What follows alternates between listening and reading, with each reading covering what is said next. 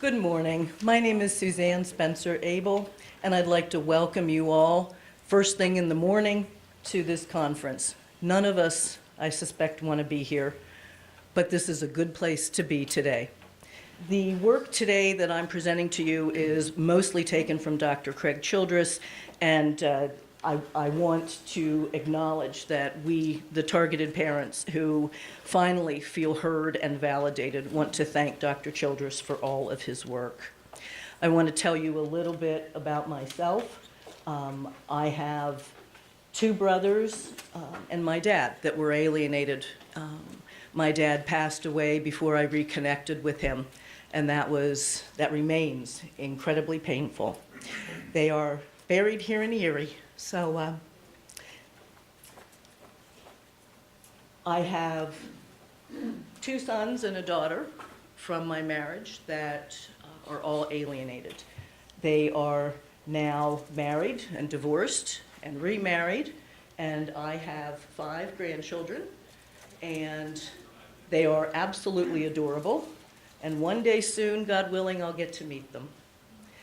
I want to start by talking about what alienation is, and we're going to talk a little bit about complex PTSD and how we deal with the triggers that come from dealing with this situation. The primary symptom of attachment-based parental alienation is the rejection of a child, by the child of a parent. That is not a normal, healthy situation. It is fundamentally an attachment-based problem. The attachment system is the primary motivational system in human beings.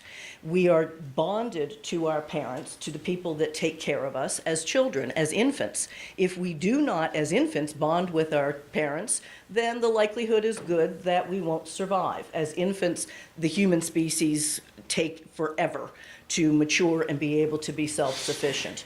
Squirrels, a couple of months, humans, decades. And the attachment system is critical to be able to survive. The attachment of the quality of the attachment bond is entirely dependent upon the parents. When a child is born, there are absolutely no skills involved short of sucking, breathing, crying, and pooping. All relationships, all behaviors have to be learned from the parents. If the parents don't have good skills, they can't pass on. They cannot teach to the children what they don't have. Needs that are met inconsistently by the parents. If the child cries and the parent don't really have time to deal with it, the child gets the message that I'm not that important. And when their needs are not met on a regular basis, it creates psychological confusion for an infant. Infants know, I'm hungry, feed me. I'm tired, let me sleep. I need attention, play with me. That's as much as infants can do, and children. But it is critical for all of us to learn to connect with other people. When we don't learn to do that, it's not something that generally spontaneously happens in 3rd grade. This is something that we teach our children from the moment that they are born. When a parent is alienated, that alienated parent is a targeted parent, and a targeted parent has already developed a secure attachment bond with the infant. It is the alienating parent, the one who is having difficulty, that does not have that knowledge base, that does not have that skill level.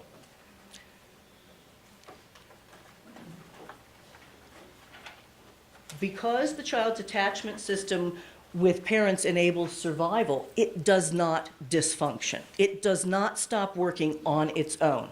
It takes something to happen to make that change. What it takes to make it change is what's known as pathogenic parenting. In other words, you as a parent don't have the skills you need to teach your child, and so your child doesn't learn what they need. That's not healthy, and that is what has been labeled pathogenic parenting. That is the dictionary definition: creating serious psychological problems in children by highly aberrant and distorted parenting practices, including childhood emotional abuse and neglect.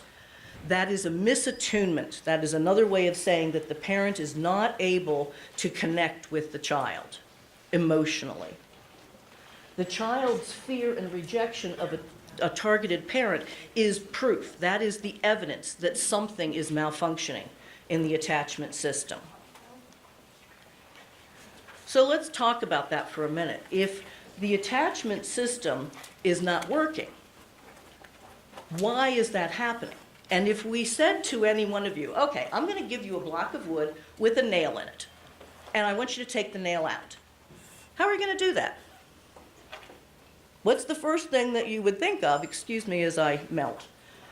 What is the first thing you think of when you say, okay, take that nail out of that block of wood? What are you going to do? You need a tool. So, okay, fine.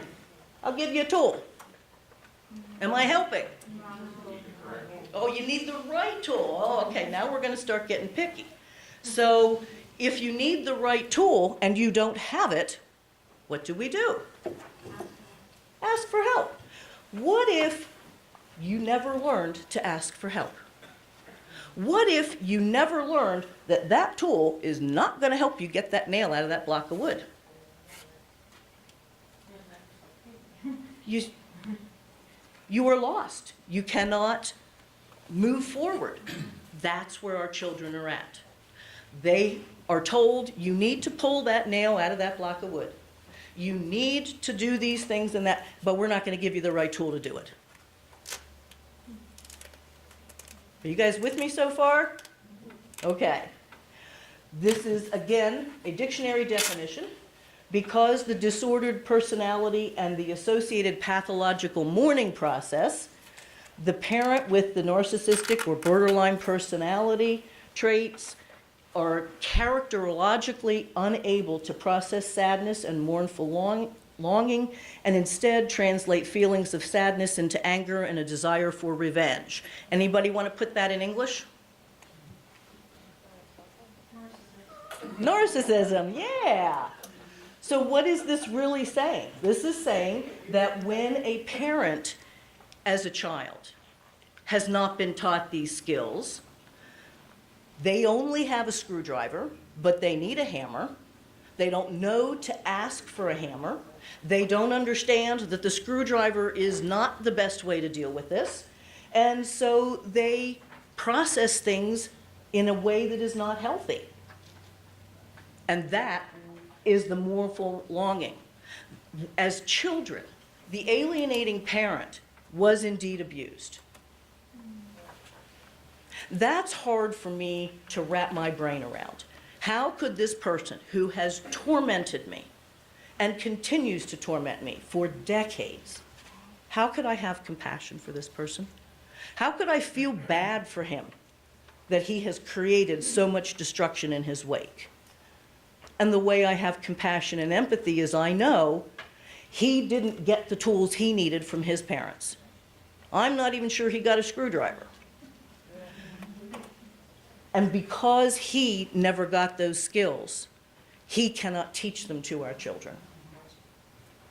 And more than that, because he didn't have those skills as a child, that abuse, that childhood emotional neglect that he experienced prevented him from dealing with the pain and the sadness and the loss of realizing I'm hungry and my parents can't feed me because they're busy doing something else.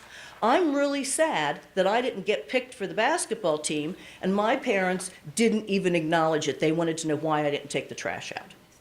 When you have that kind of a disconnect, it makes it the person unable to resolve the feelings that they have as children of being neglected. My ex never resolved his feelings of being neglected and excluded from the family. He was the poster child. Isn't he wonderful? His parents marched him out and said, look at this, he's our son, isn't he wonderful? What that did for him was put him in a position where he could not make a mistake. His parents did not tolerate mistakes. They still don't. You don't do bad things. You don't disparage the family name. So he came to our marriage with all of this baggage. Did I know this? Yeah. Did it upset me? No. Did it give me cause for concern? Yeah, I felt bad for him. Did I realize that what I had was a narcissist in training? No. Did I know that when I got divorced, he would implode and take with him, suck with him into that vortex our children? I had no clue. I had no clue. I don't think he did. And yet, that's what I've got. I'm living with a person who is unable to process what happened to him as a child, and then when a similar situation occurred as an adult, he's back in that same emotional turmoil from when he was a kid. Is this making sense yet? Okay. So there's several things that we see, borderline, narcissistic and borderline traits in the person who is alienating. We've got cross-generational coalition, ensuring emotional cutoff. Anybody translate that? Cross-generational coalition is when a parent connects with a child. Exactly, in an unhealthy way, treating them more as an equal than as a child. That's not healthy, not healthy at all.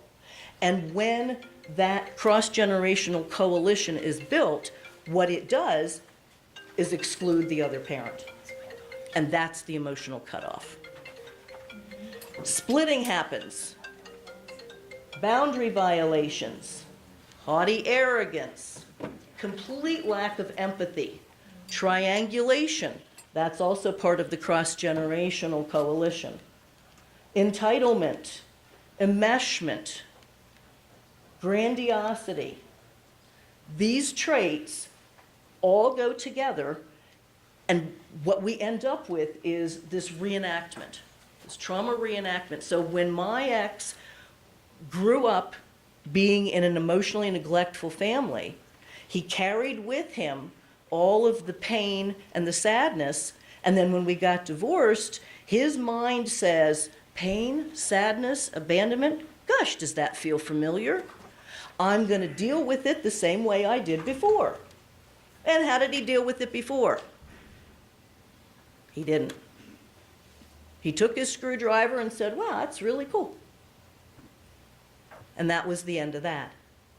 So now he is, in his mind, not necessarily consciously, but in his mind, he is connecting the trauma that he went through as a child, the neglect, the emotional abuse, and he is saying that is exactly what is happening now. In fact, it is exactly what's happening now.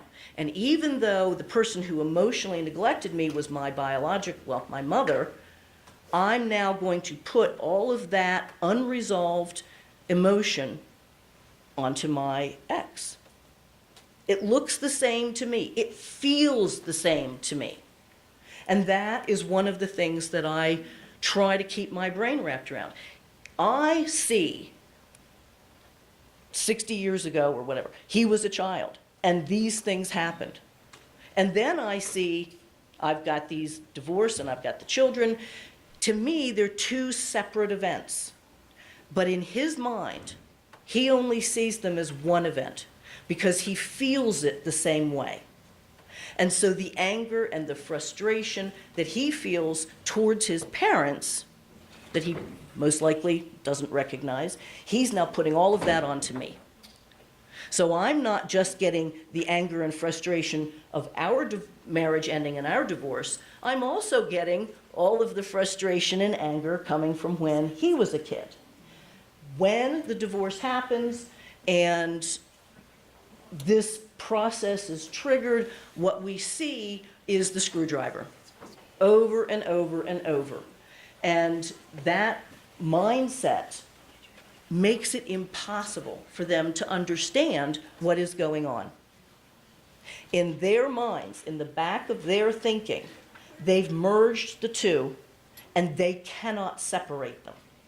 It's not a matter of he's doing this on purpose just to be mean. He's doing this on purpose because he's so messed up, he doesn't understand. He doesn't have the tools. He needs to ask for the tools. He doesn't have that knowledge. He doesn't have that self-understanding, that self-awareness. So instead, he goes with his gut. And what he feels in his gut is the pain from when he was a kid, compounded with the pain as an adult. So this is what we have. The alienating parent feels the sadness, the anxiety, the abandonment with immediate intensity. He feels what he felt as a child today. And he's unable to separate the two, so he puts it all together. The alienating parent pain is unbelievable. And this is, again, where I try to draw some compassion and empathy for him.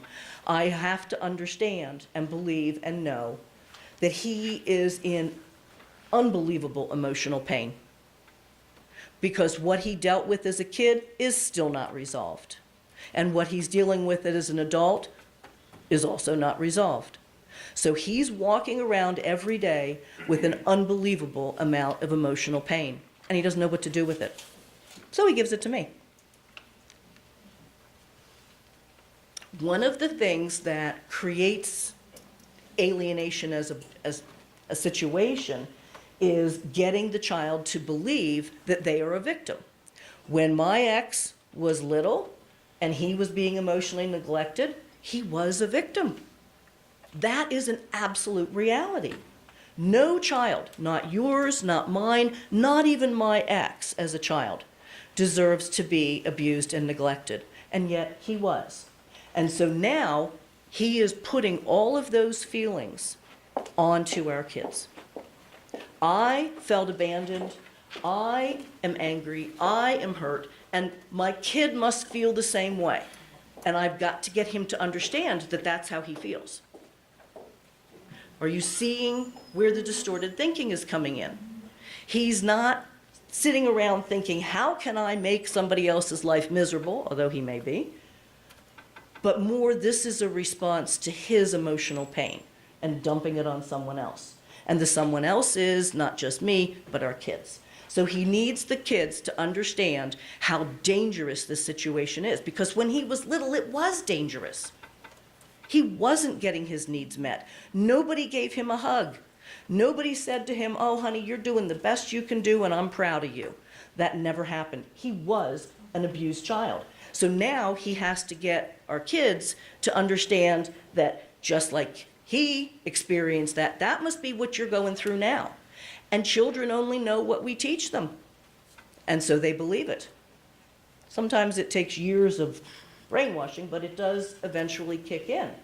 And the child feels angry at the targeted parent. My kids hate me. Why? Because their dad hates me. My kids are afraid of me. Why? Because he's afraid of me. Why is he afraid of me? Because his parents cause fear in him.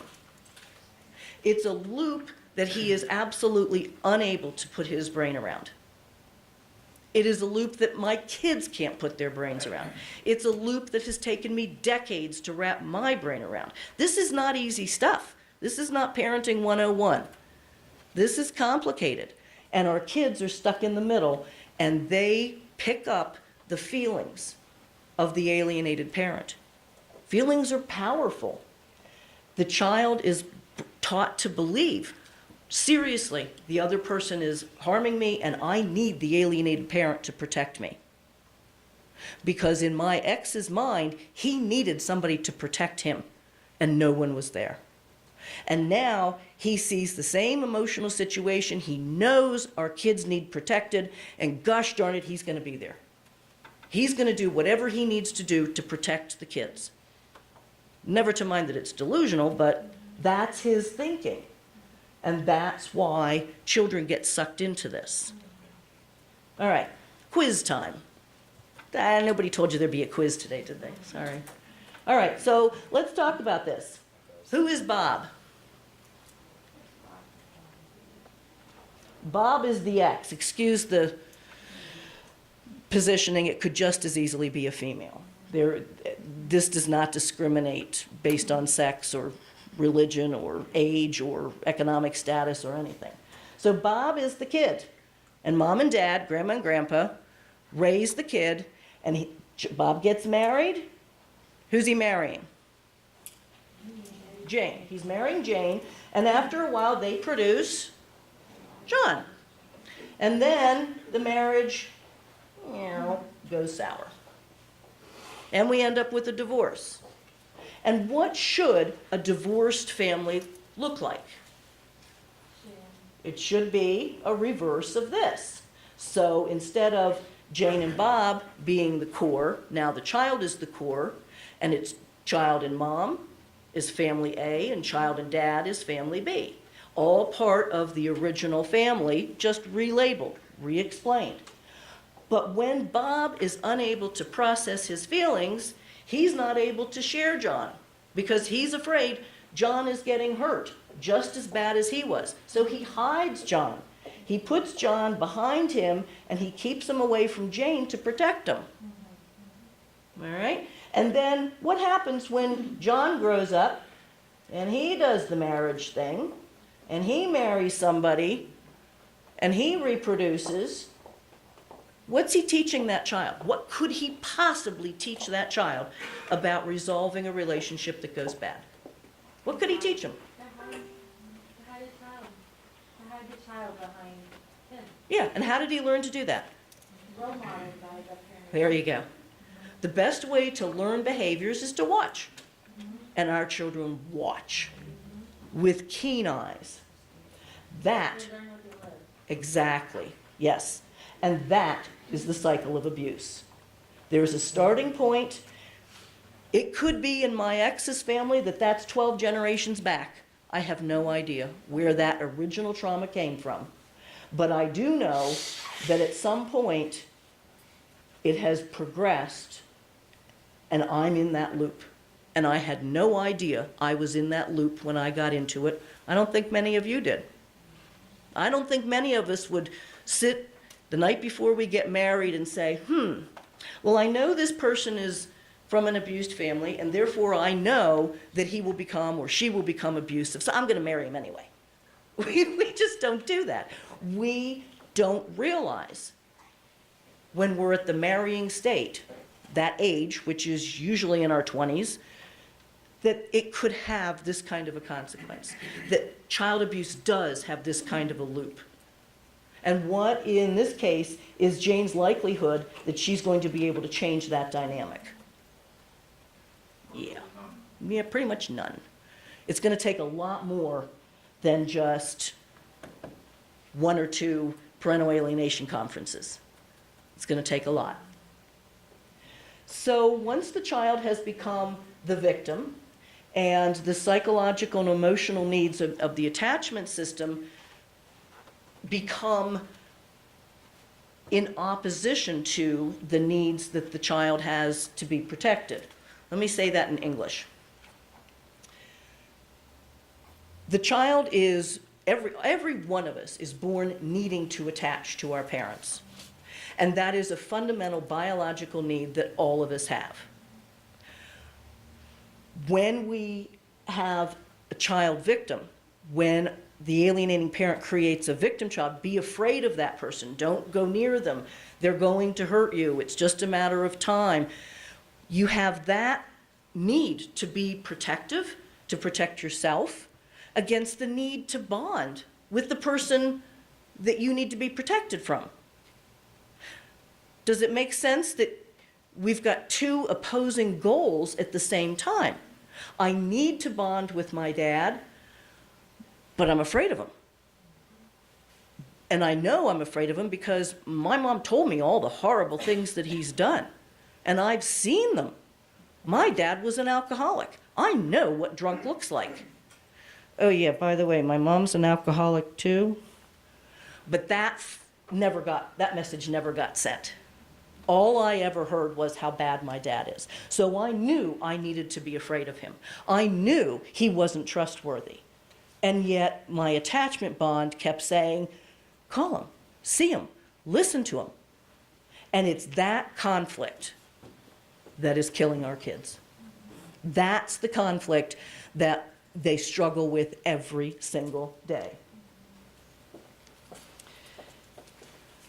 It doesn't take a rocket scientist to figure out that it is painful to sit in a place where I want to contact my dad, I want to reach out to him, I want him to love me, but I don't dare. Every time I talk to him, I know everything coming out of his mouth is a lie because that's what I was told. And my mom found proof to make sure I understood it. That she manufactured the proof is beside the point.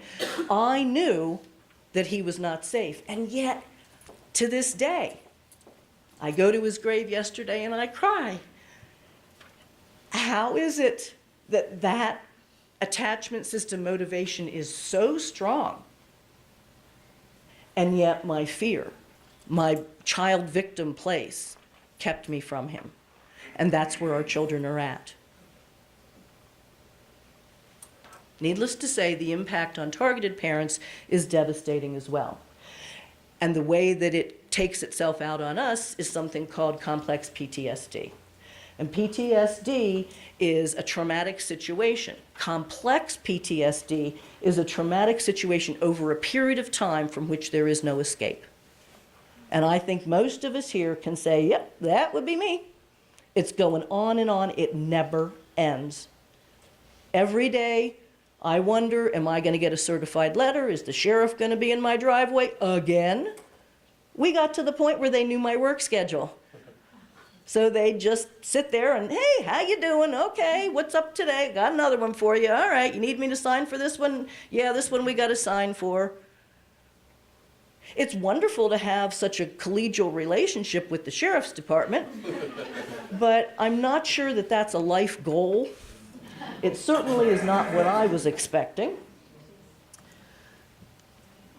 So PTSD is not right now diagnosed very frequently, especially in our community of people.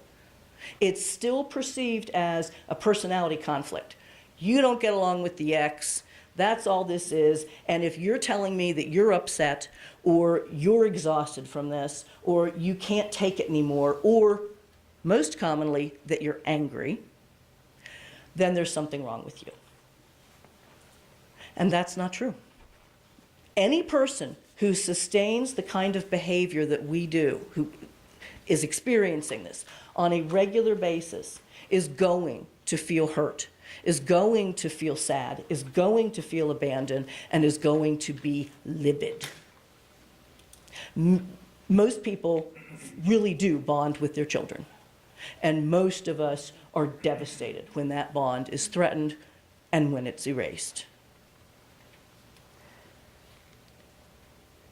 So what causes complex PTSD? Childhood emotional neglect. Where have we heard that word before? All the way back at the beginning. Oh, okay, so if my ex experienced childhood emotional neglect and he never learned the life skills to repair relationships, well, what's the likelihood that he's got undiagnosed complex PTSD? Yeah, pretty high, not good. And then any kind of abuse, physical, sexual, emotional abuse, that also creates complex PTSD symptoms. And of course, the one we all know.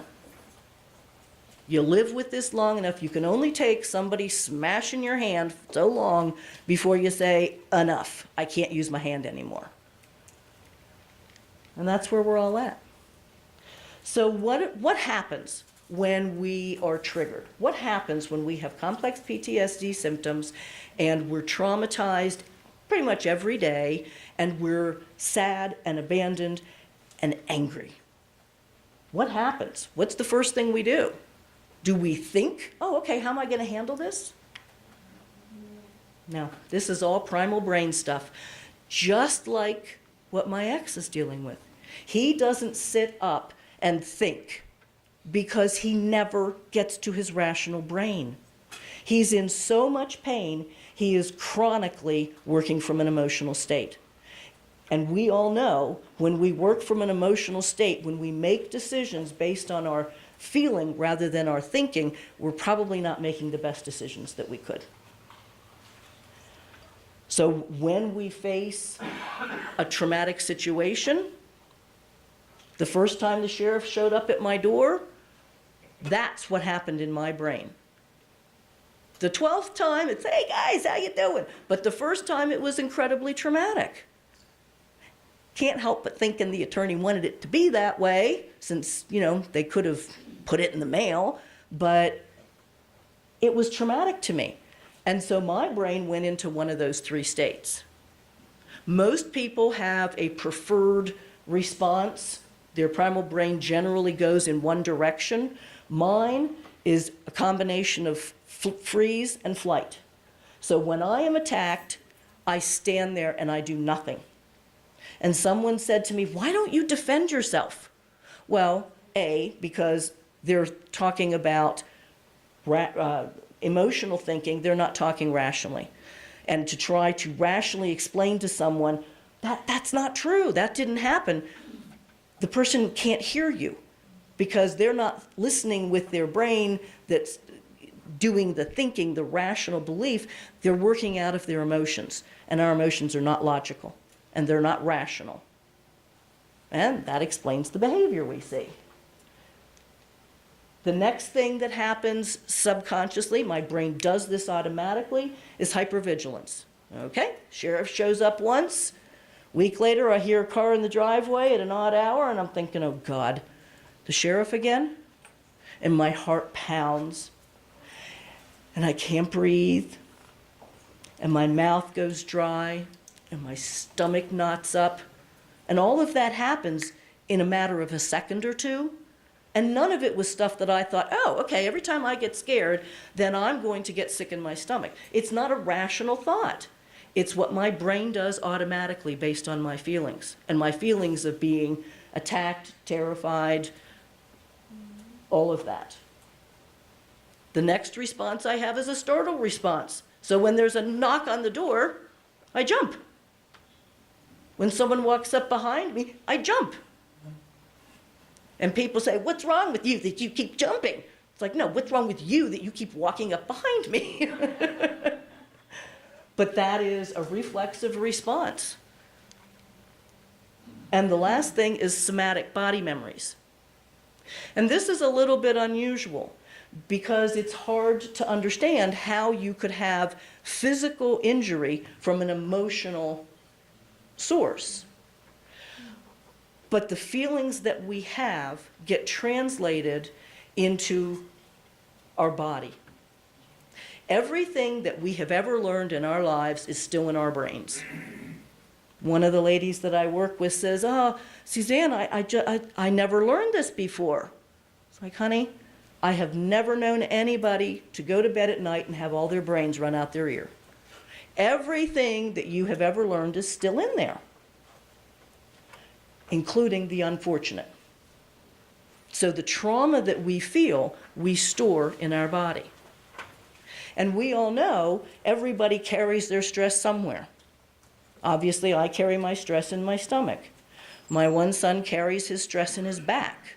So when he got stressed out, it tightened up and, Mom, give me a back rub. I hurt so bad. What do you hurt from? Nothing. I didn't get injured.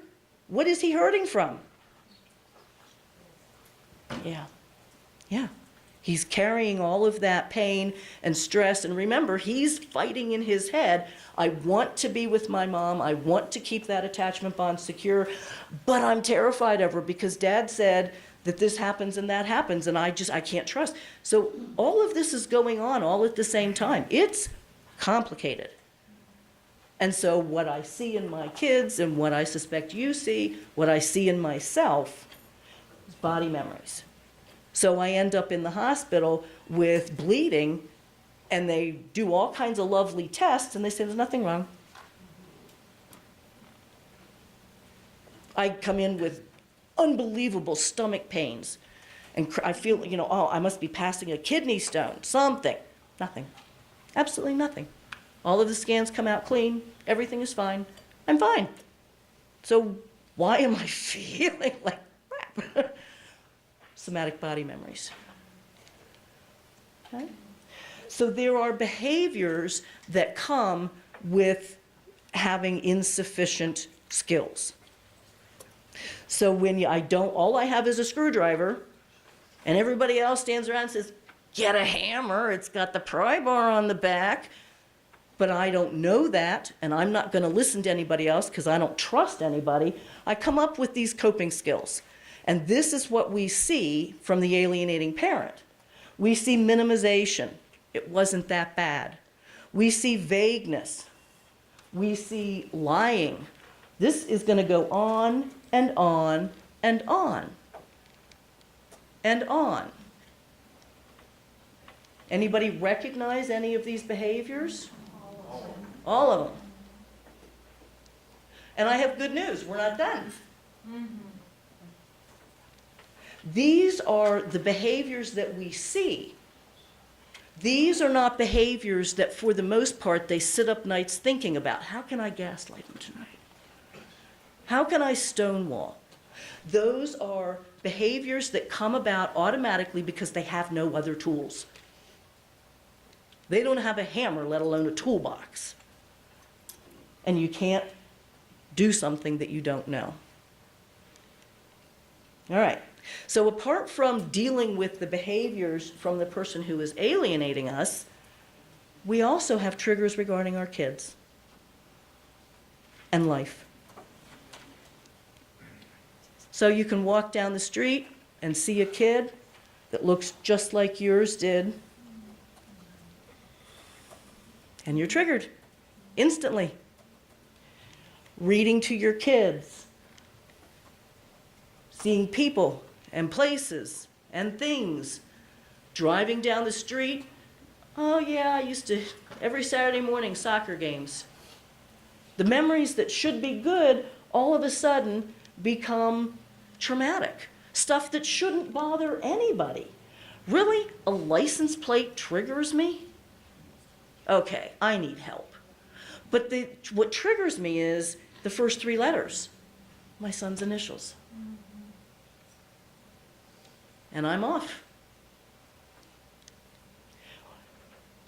How do we respond when we are triggered? What do we feel when we are being attacked? Well, we feel hurt. We feel anger and rage. Justifiable, I might add. We feel depressed. We feel hopeless. This goes on and on. Is there an end to this? How do we change this cycle? How do we stop it? We feel numb.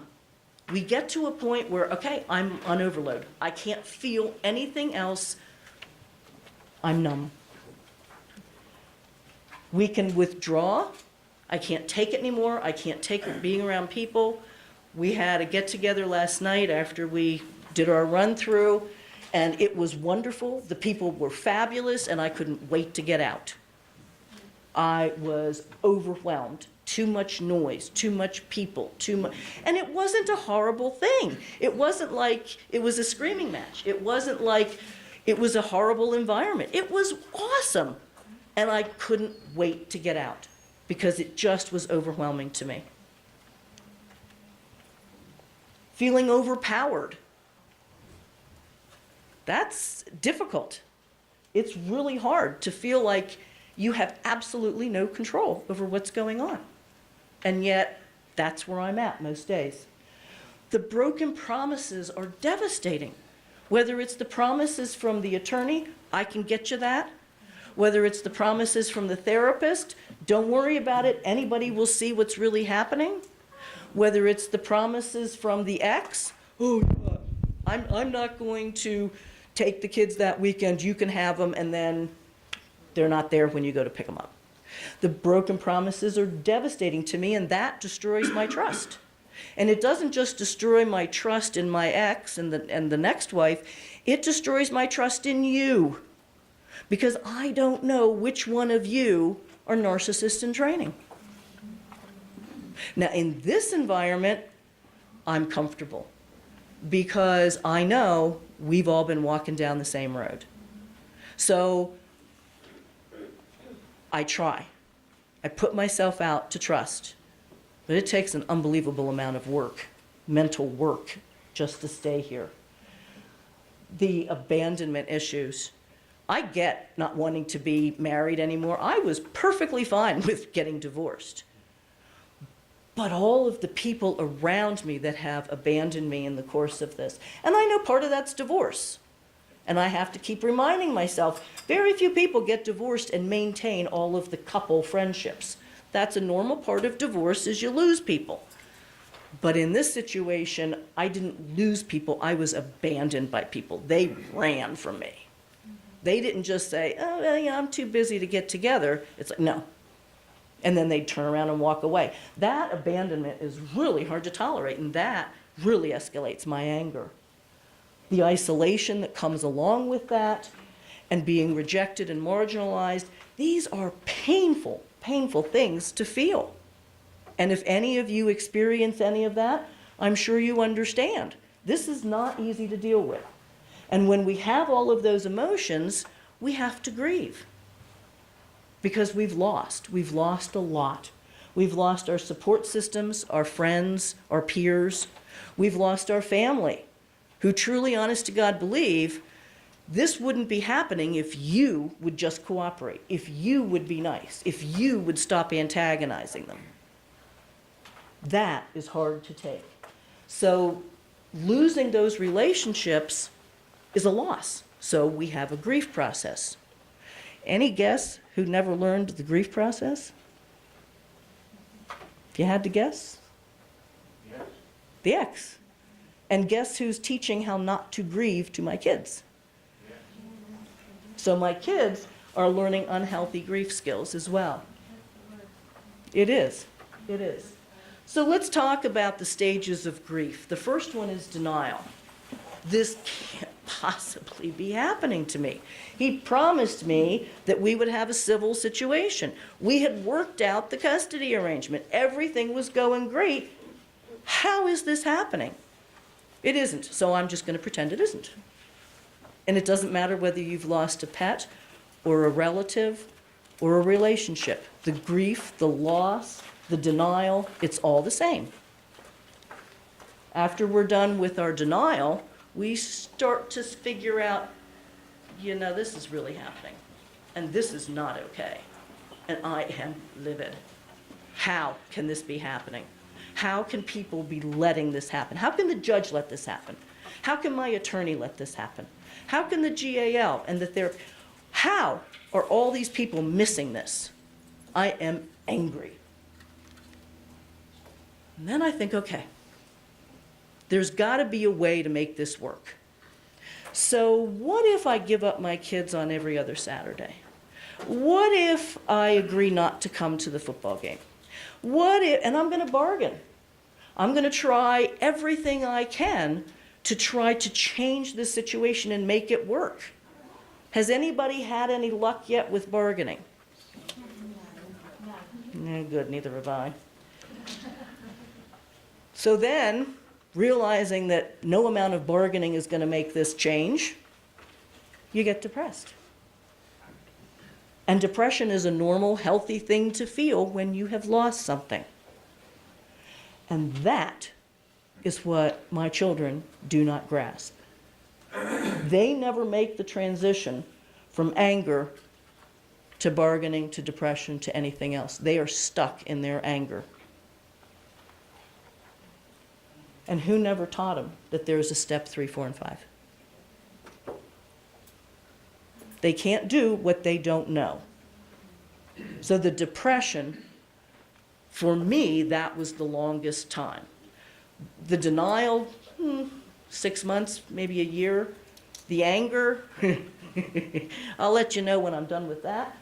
The bargaining, that lasted about another 6 months. The depression, okay, once you hit your second decade, I don't know if you can technically call it depression anymore rather than a state of mind, but the depression can go on and on and on. And when nothing else changes, the depression gets rooted. And for me, it's been decades. And then the final step is acceptance. I'm at step 5 now. I may still have, maybe, a little bit of anger. The depression is going to be with me for quite a while, but I can find a way to accept that this is what it is. I don't like that I don't get to see my kids. I don't like that I have to be a stalking mom. My 15-year-old at home, she's not alienated. She said, you know, Mom, there's something really wrong about you stalking my brothers and my sister. I said, yeah, what's wrong with it is they won't pick up the phone and call and say, hey, I got married on your birthday. They won't pick up the phone and call and say, hey, happy Thanksgiving, you're a grandma. That's what's wrong. Putting me in a position of having to stalk my kids online and find out where they live, who they're married to, who they're divorced from, how many grandchildren I have. It's not what I want, but it's what I have to accept. And the acceptance is something that's hard to swallow, but it's critical. Because once we've hit acceptance, once we come to peace with where we are at right now in our lives, then we can move forward. There's another concept that I want to talk briefly about. It's called ambiguous loss. And that's where I feel like I'm at in my life. Generally in society, we say when there is a loss, you resolve it. You come to closure. And that's what a funeral is for. It's hard to think that you're going to have any contact with a person after you've had a funeral. It is definite and done in our minds. But ambiguous loss goes on and on and on because the person has not died. There is no funeral. And I was reading a book about ambiguous loss, and they were talking about folks with Alzheimer's. And you've been married to this person for decades, and they hit a point where dementia starts to kick in, they get Alzheimer's, their partner is no longer able to function in the marriage, they can't cook, they can't clean, they can't talk. It's as if you have become a single person, but there's no death, there's no funeral, there's no closure.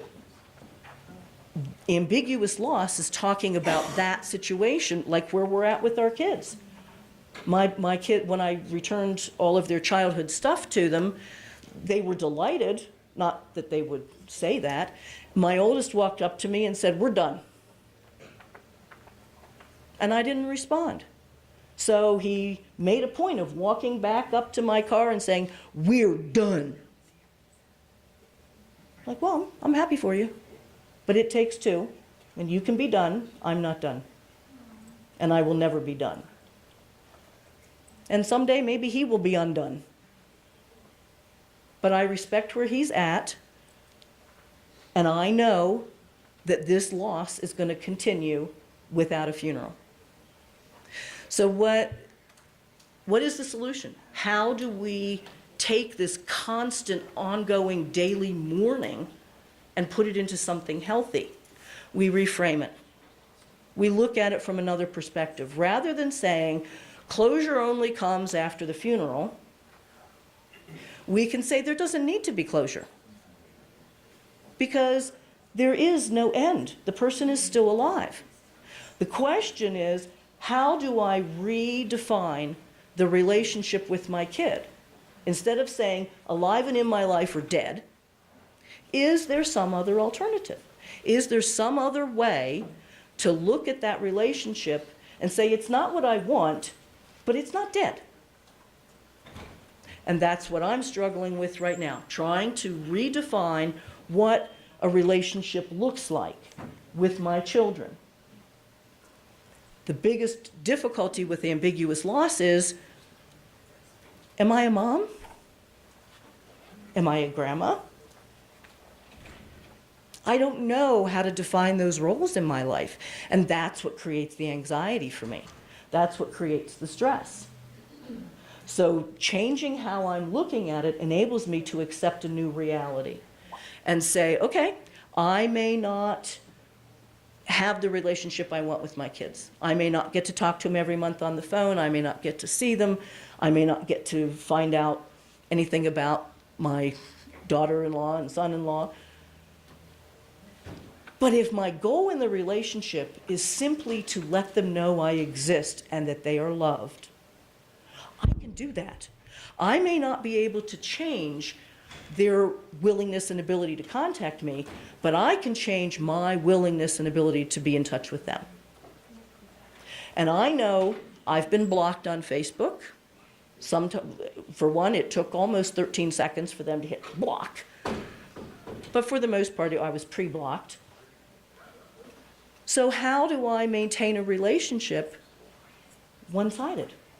How do you be in a relationship of two with just one? And you do that by changing how we attack that, how we look at that, and starting with unconditional love. That's what our children need. Okay, would seem the computer has frozen. Oh, it wants to restart. Yeah, you know. Okay. Okay, now we're good. So finding a new meaning for our life. If the meaning originally was, I want to be a mom, I want to be the best mom I can be and help my kids be the best people they can be, I want to give them the skills that they need to be healthy, productive adults in healthy, sustaining relationships, that's all great. That's where I was. And that's not my reality now. So my reality now is making sure that my kids know I love them. Period. That's it. If they never contact me, that's their decision. I know where that's going to leave them. It's going to leave them right where I am today. It devastates me what I did to my dad. No person should have to deal with this guilt. And I know my kids will. So I pray that they reconnect before I die, or they will feel this, and it's not nice. So you learn coping skills. We have lots of different coping skills. Some of them not so healthy, but they're the easy ones. They're quick. It doesn't take long to go pour a drink or to work until 9 o'clock at night. It's quick, it's easy, it gives us instant relief, and they're harmful. So let's talk about some healthier coping skills. And I have 2 pages of these. So talking to others, doing artwork, all of this stuff, meeting other people, going to 12-step meetings, mindfulness, exercise, everything you can possibly think of. Now, you all may be impressed that I came up with all of these and that I use all of these coping skills. Yeah, I don't. I copied these all off of Facebook. There were a couple of posts where people said, "What do you guys do?" Oh, yeah, material. And I'm writing it down. People have awesome ideas of how to healthily deal with the stress of our lives. I was absolutely floored with the assortment of coping skills that people used. And so I wrote them down. So then the real question is, how do we deal with the triggers? And this is a learning skill. This is something that we have to do in practice. We make our kids get learner's permits. We make them have behind the wheel time because we don't want to put them out on the road without being properly educated and trained. And the same thing is true with triggers. We need to develop the skill. We need to do it over and over and over again. And it does work. We do get better at it. I can promise you. You get better at it the more you practice it. So the first thing we do is stop and slow down. You get the email, how could you, all nastiness. And my first response is what we went over, the fight, flight, and freeze and flee. We get the knot in the stomach. We have all of those spontaneous reactions, so we have to override those with our thinking. And the best way to start that is to stop. Stop responding, recognize I'm being triggered, take a deep breath and say, do I have to respond to this text right now, or can I wait 5 minutes?